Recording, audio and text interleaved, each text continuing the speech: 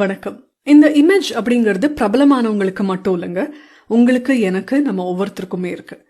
Self image, அதாவது நம்மளை பத்தி நம்ம மனசுக்குள்ள நம்ம என்ன மாதிரி ஒரு பிம்பத்தை உருவாக்கி வச்சிருக்கோங்கிறது ரொம்ப முக்கியமானது. அது பாசிட்டிவா இருந்தா வாழ்க்கையில பல விஷயங்கள்ல நமக்கு அது நன்மையை தரும். கொஞ்சம் நெகட்டிவா போச்சுன்னா நம்ம எதுலயோ குறைபாடோடு இருக்கோம் அப்படின்னு நமக்கே ஒரு உணர்வு ஏற்படும். நம்மளோட செல்ஃப் இமேஜை நம்ம எப்படி பாசிட்டிவா மாத்தலாம், அதுக்கு 3 வழிகளை இன்னைக்கு நம்ம பேசலாம். முதல் விஷயம், ஒரு சாதனை உணர்வு ஒவ்வொரு நாளுமே நமக்கு இருக்கணும். பெரிய கனவுகளை அச்சீவ் பண்றதுக்கு நிறைய நாட்கள் எடுக்கும். ஆனா இன்னைக்கு ஒரு விஷயத்த முடிவு பண்ணி அதை இன்னைக்கு சாயந்தரமே நம்ம முடிச்சோம்னா நமக்கு ஏற்படுற ஒரு சாதனை உணர்வு நம்ம செல்ஃப் இமேஜ்க்கு ரொம்ப உதவி பண்ணும்.